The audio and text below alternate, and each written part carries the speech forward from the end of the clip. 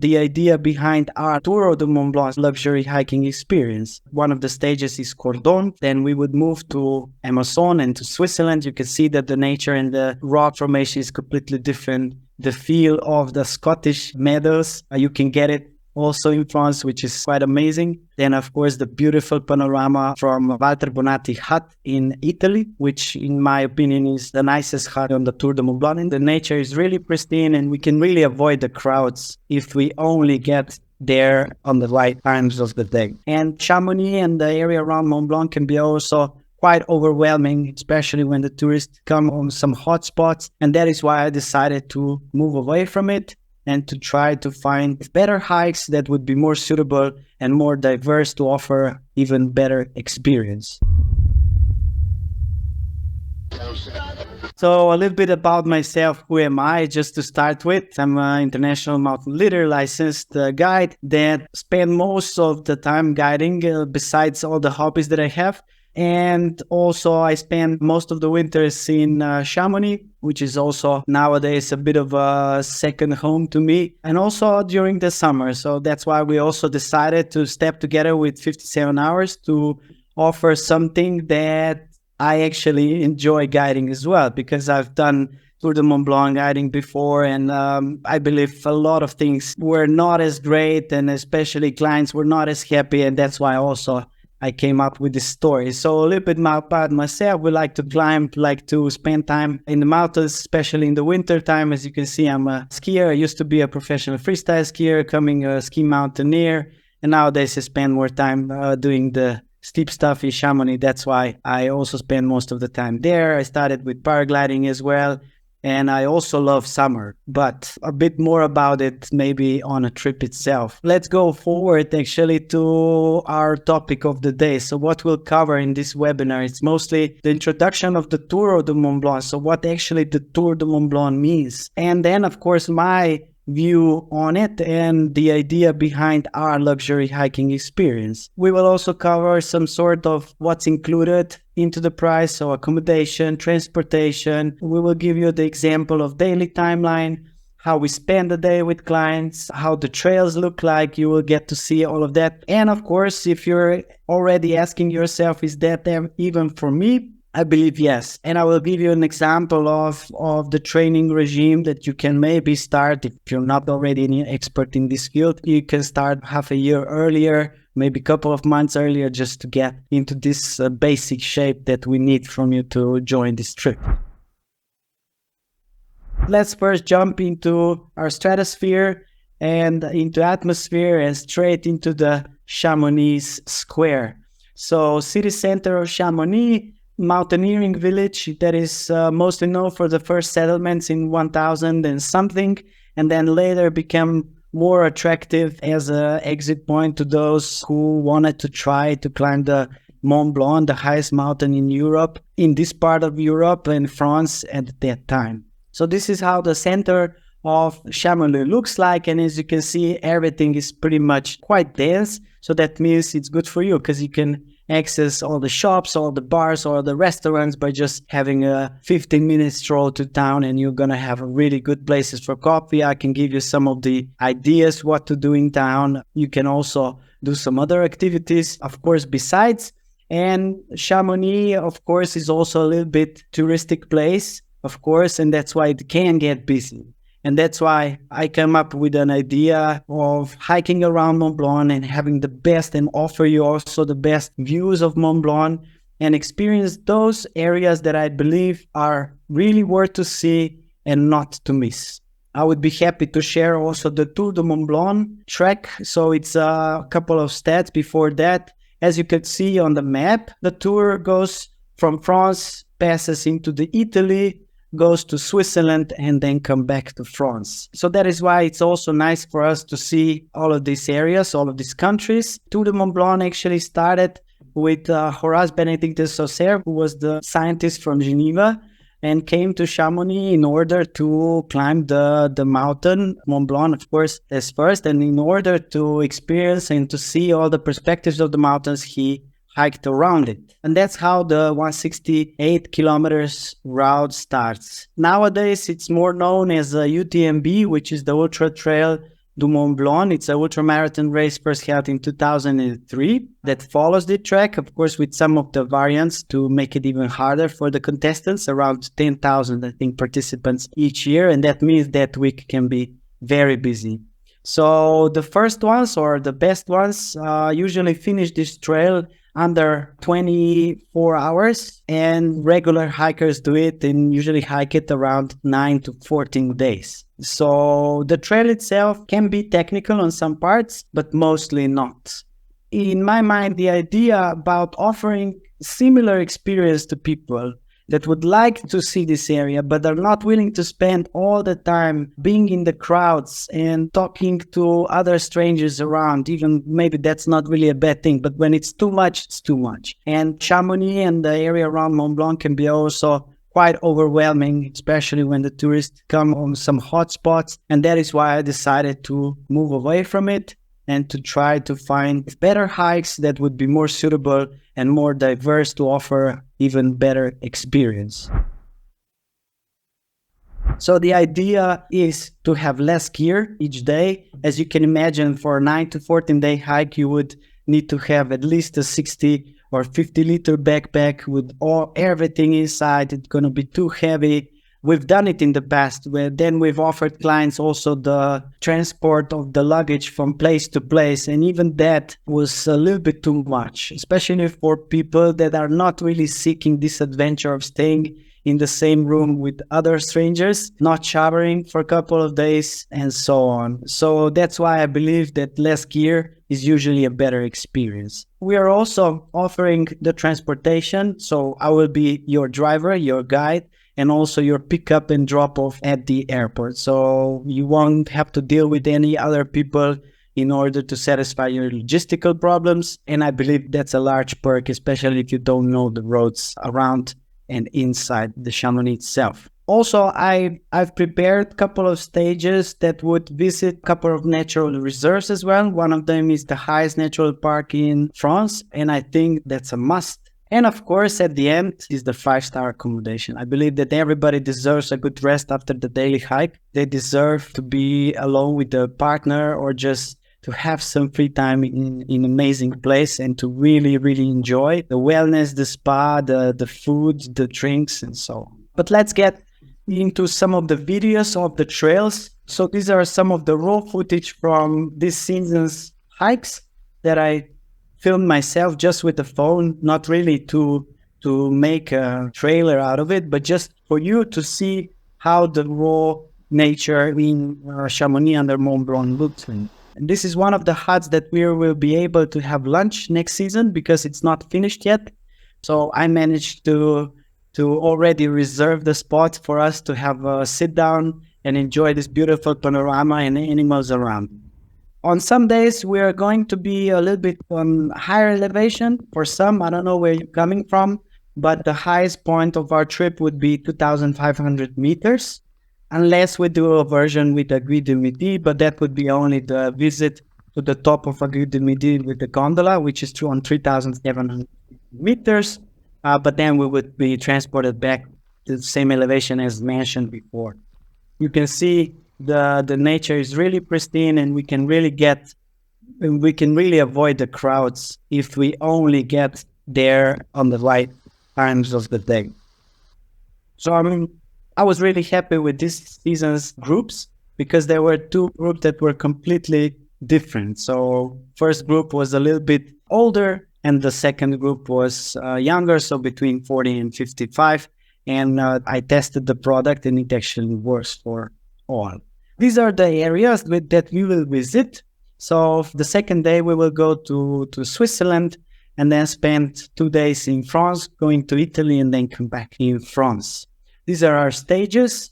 Each one of the stage is special to me because it represents something. It presents either the cultural diversity, it presents the mountaineering history, it would represent the natural reserve or any kind of protection. It might also present some of the history, meaning of geology, because this place was very turbulent. That's why we have the highest peaks in Europe. And that's something that's very fascinating as well. About Mont Blanc, so these are a couple of images from the trip that I took. These are one of the stages is Cordon, for example. Then we would move to Amazon and to Switzerland. You can see that the nature and the rock formation is completely different. The feel of the Scottish meadows, you can get it also in France, which is quite amazing. Then, of course, the beautiful panorama from Walter Bonatti hut in Italy, which in my opinion is the nicest hut there, especially on the Tour de Mont Blanc. And that day, we're actually joining Tour de Mont Blanc for some part,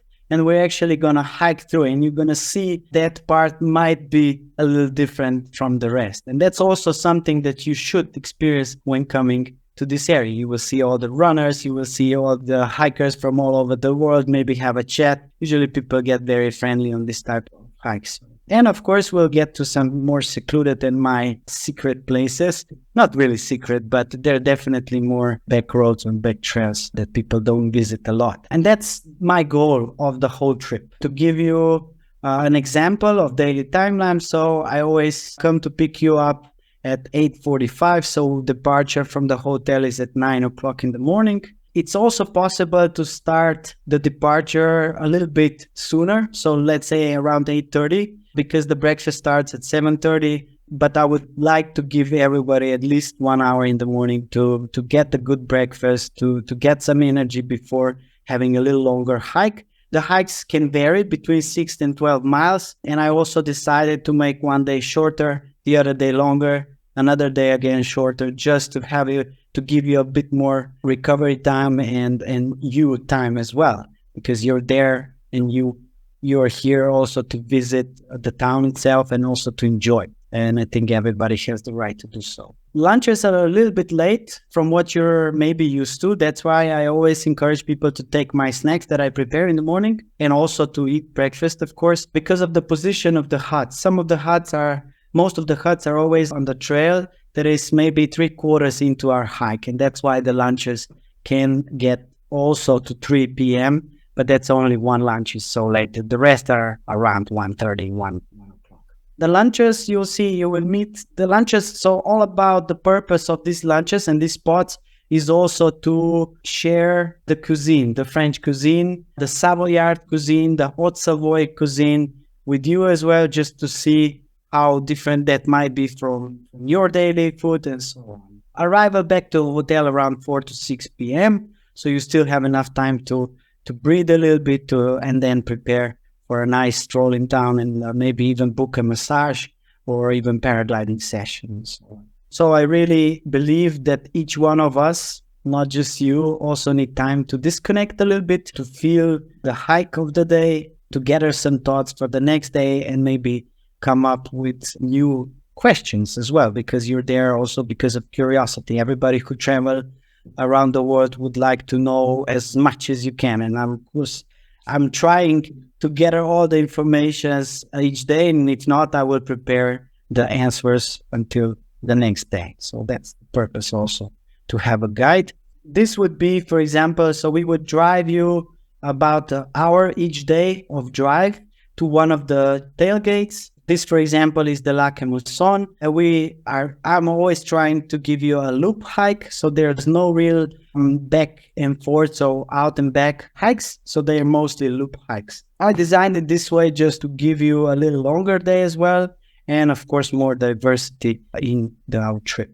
Then, for example, this day is a little bit longer, so it takes about 6 to 8 hours of hiking, not sitting and drinking and chatting and so on, but 6 hours of truly hiking, which is quite a lot, because you will say, wow, but it's only 12.7 kilometers. Of course, it's not an even surface. We still have to almost 1,300 meter of ascent to do, and also similar descent, because of the terrain varies a little bit. That's why. And this day also I decided to give you a nice descent on a paved grounds at the back. You can see my girlfriend in the back on one of our climbs just above Lake Mousson, but we're not going climbing. So our trail looks like this. So you can see the last person in the pink. I think she was almost 62 or 63 years old, and she made it with ease. There's a little scramble here and there. As soon as you touch the rock, it might look like scramble, but it's not actually climbing. And the trail varies. The trails can be wider, can be more narrower, with more uneven surface, with sharp rocks, with loose rocks, and so on. But for example, the Amazon hike is a little bit harder than the rest. This is how one of our lunch spot looked like. So this is the table. I took a photo of the table prepared just for us under one of the oldest trees in the area, but let's keep that as a secret. So to encourage you maybe to even come just for the tree. And of course, on some hikes, we can also stop and have a little swim, for example. So at that time or on those days, I will also let you know what to bring. So each day after the hike, you get the briefing from me for the next day until I see the forecast, until I make adaptations to the group itself. And then I will also let you know what to pack and what to bring. And then also in the morning, what to leave in the cars to be as light as possible on your hikes. And that is all that is very important to me. So the comfort and the luxury of adventure is not necessarily a 5-star hotel, a 5-star meal, but it's also the rest and hygiene. And usually that represents me the best experience usually, and the most satisfaction from the trips. And that is why we call this trip a luxury trip, because you don't have to spend the time in the room with other people on bunk beds as well.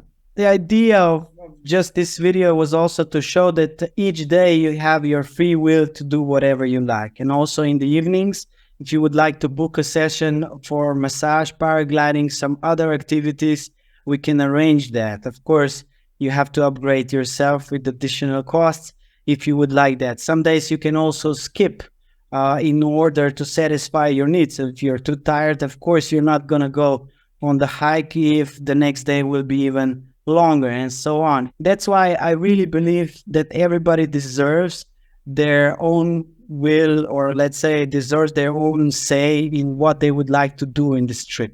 And that's my idea behind this trip as well, to not only give you the options and these beautiful hikes and these beautiful activities, but also an option for you to say, well, I would like to do this, and you have all the time for yourself, and I will make sure that I organize that for you. Because in the past, a couple of my guests couldn't do that because we had a certain timeline that we needed to follow because the agency told us so, and so on. And that's a shame, especially when you come from so. What people usually ask me, am I fit? Am I right for that? I don't know any of my clients in advance, except for the returning clients. And the ones that I do know, I always suggest them the same as well. So start with walking first. Don't start with running and all sorts of activities that you haven't done in your life before, or not so much. So start with hiking, and each day do the 30-minute daily hike if you can, or at least 5 times a day, to 3 to 5 miles first on even grounds, and then later also on uneven grounds, maybe to even break your new shoes in and so on, just to get used to it.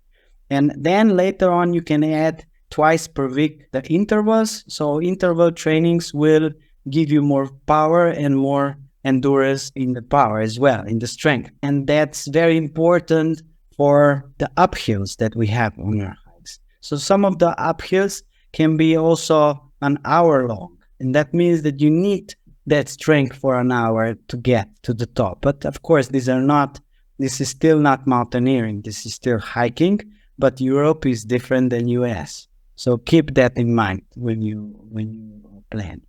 And then later on, maybe 2 months before the trip or even earlier, you can start adding some longer walks into your program, maybe 10 to 12 to even 15 miles hikes, depending on the terrain. And that will give you an idea what it means to be out for so long. Just to have an idea. Okay, so now I'm out hiking for 6 hours already. I only had 2 breaks for 10 minutes, 15 minutes, because we will stop as a group. We always have nice stops and long stops that everybody comes back to the breath, but we cannot stop at every 5 minutes, because that would mean we would need to be in the rain for 12 hours, and that's impossible for you to enjoy. So that's why you need some basic fitness. You need to be able to walk, and that's it, because you're here for hiking, not for cycling.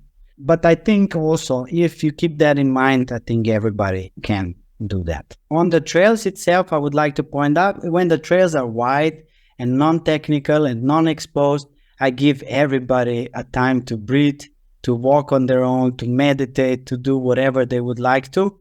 And of course, then I gather everybody at certain spots where we regroup. If the trails are more technical and more narrow, then we always walk behind me in a single file line. Why? Because of safety, nothing else. Not because of my ego, not because of I would like to punish anyone, but just to have a better experience and to have a safe experience. That is why I believe light and fast is the most important rule. So that's why we are packing 25 to 35 liter backpacks. Some of the backpacks can be very heavy. Don't bring those. And some of the bags can feel like a plastic bag to go to the shop with. Also don't bring those because you will not need it and they will definitely not be good for your hiking. So something regular that is now sold in each sports shop and you don't have to buy the latest backpacks and so on. As long as the shoulder straps are comfortable and the waistband is tight enough, so you can tighten the waistband in order to keep your backpack on the hips and to carry it on the hips, not on your shoulders, because then the shoulders work and so on. We will always bring a protection, some sort of, so keep that. You can also buy this in Shamon if you don't have that. Then, of course, extra layers. Each day I already told you, I will brief you more about it the day before, what to bring the next day. And you can also leave, sometimes you can leave the stuff in the car in the morning if I see, well, actually, it's not foggy anymore. So the fog already cleared up, so it's not going to be so cold already, and you can leave some of the layers in the car. Accessories, some people like to have some accessories with, like binoculars, like knives, maybe even walking poles, if you're used to them.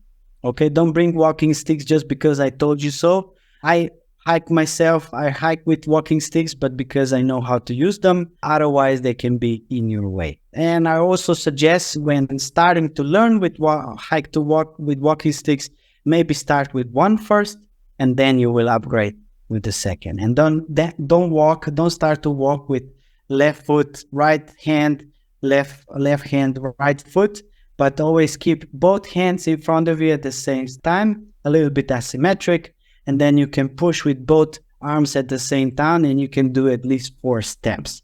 And that's usually a better technique for on the longer run.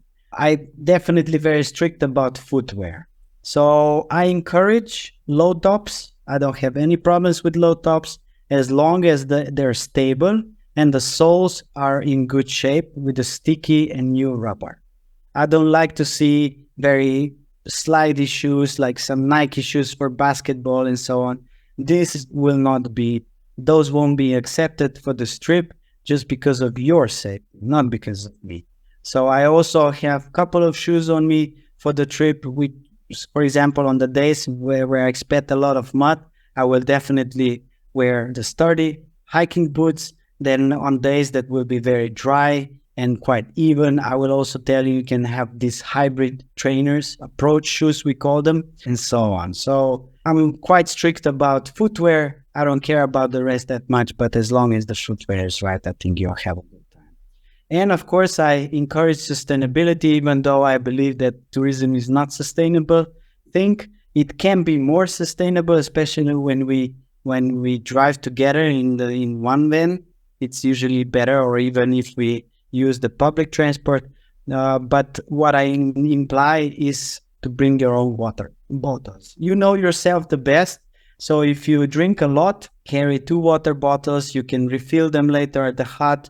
There are some hikes that you can refill the bottles also on the hike itself, but it's not many places like that. You can also carry the camel bags and so on. So as long as something reusable, because I believe that if we spend 24 bottles of plastic each day for 8 days, you can count, it's not really good for anything. So these are a couple of images from the last year's hike again, just to wander away to the good stuff again. So this is Mont Blanc, it's the peak. And on the left side, you also see the Aiguille de Midi, which is the highest station in France, around 3,750 meters, and you can reach it with gondola. this amazing access point to mountaineers. These were the views. We are not going to hike on snow. You can come for that in the winter time, but not in the summer because the glaciers are very open to dangers for us. But we are going to hike on the trails like this. This is the Lac Promenade trail. And you can see, I didn't take a photo just because there was nobody on it, but it's literally not many people on this in this part.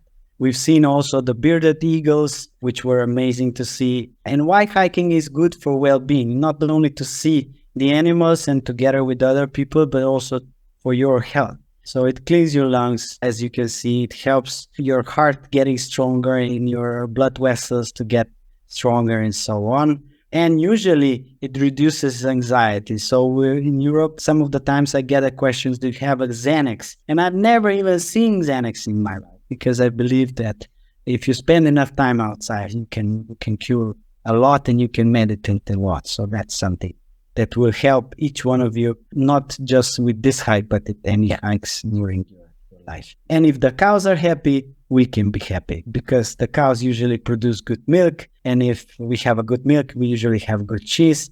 And if we have a good cheese, we're happy. The nature, you will see some of the really cool moments. Sometimes like they surprise even myself, some of the elements that we see on the trails and the nature there is blooming. Usually there's more flowers in June than later on. So if you're a lover of the flowers, come early, all I can say. So late June in the Central Alps, late June, early July are most of the flowers because the snow stays a little bit longer than the rest of the year. Aguivert is one of the iconic mountains in the area. And if you want to be a true alpinist, one day you have to ascend. Amazing view to Pyramid of Calciares in Italy. As you can see, maybe notice these blocks or these spires are limestone. And then those who are interested in geology, it's quite of a weird occurrence because the whole massif is made out of the crystalline rock, which is granite, or gneiss and schists and so on. And this is very rare to see in the Central Alps. We've already covered these things before, but I would like to point out again, so what's included in the price? You can check the listing, what's actually included. There's more things to it, but just to have an idea. So breakfast and lunches and the welcome dinner is included in the price, while the other dinners are not included in the price because this was too hard. Because in the evenings, usually people like to spread. They would like to do their own thing. And I believe to stay at the same time on one spot all together again to even eat the dinner, I think it's too much to ask.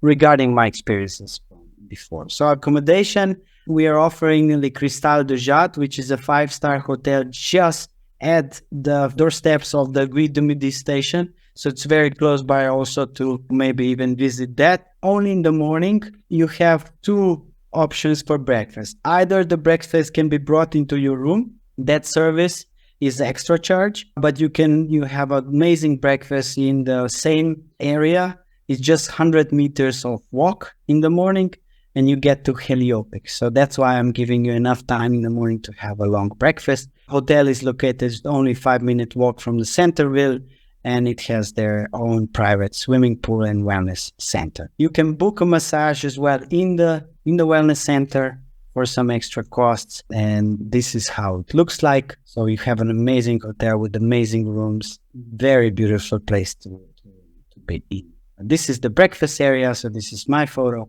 of a breakfast Heliopic. Not only they have the bread that would cut your lips, so all these baguettes, but they also have amazing croissants, amazing fruit, salads, eggs, and everything that you need to get fit in the morning. Lunches would look like this. So for example, this is the lunch on the left side from Alpage de Hainaut. Then there's some tapas and then a really nice beef soup in Bonatti hut. So this is the local cuisine we're offering for lunches. Of course, it's a la carte. Lunches are all a la carte. It's not a set menu. So you can choose anything from the menu and enjoy. All the water and the sparkling water is included, while the rest of the drinks and alcohol is unfortunately not included, unless I'm preparing some surprises for you. This is the transportation. This is the van that will pick you up from the airport and at the airport and will be staying with you for the whole trip. So you can leave the stuff inside the van. The seats also turn for 180 degrees. So you can even look each other. You can play cards if you want to, as long as everybody is buckled. So each van will take 6 people. That's why the maximum group per trip is 12. So we can only have 2 vans. And of course, why is it even a guided trip? So now you're wondering, like, do I need a guide? Do I need someone to look after me? Depends. If you're that person, of course, it's good to have. But we as guides, we definitely care for the safety. We know the trails. We know the B plans. We know the trails that are not on the map as well. And sometimes we intentionally get lost a little bit just to see your reaction and to give you a little bit better experience as well. In some parts that's safe to do. Not everywhere is safe to do that. We prepare the itinerary that is most suited to your skills. So in case if you would like to have a longer hike, we can maybe even talk about that if we're gonna have 2 guides or just one. That depends as well. We have some knowledge from the area. I always believe that with each group I'm getting smarter, but I also forget more. So that's why I like you to set the questions throughout the trip, that we have conversations, and that also I teach you new skills. Sometimes you never know what tricks do we have underneath our sleeves in order for you to have better experience. What comes with the trip, not motivation and definitely not the talent. So the talent you need to bring, and these are the moments that I like the most when I meet new characters around the world. Of course, the first couple of days, it's all a little bit awkward, maybe it's the first 2 days, and then we all start to really get into it. What's nicest to see is that each one brings something to the table, and that makes these trips unique. And I don't think every trip can be the same, because I'm still doing that after 12 years of guiding, and I still believe that each trip is different, either in Europe, either in Slovenia, either in France, either elsewhere in the world. So let that be your motivational thing at the end. This is the original listing that you will find at the 57 hours. And these are the upcoming trips. So some of the trips are already booked, but not booked out. Then might be you will see on the page which ones still offer places for you to join. And I believe this will be a certain experience in your life that you will not forget, because you cannot, because we are in the environment that is so amazing that even the most sucky day usually feels very good. So welcome, and I hope to see you very soon.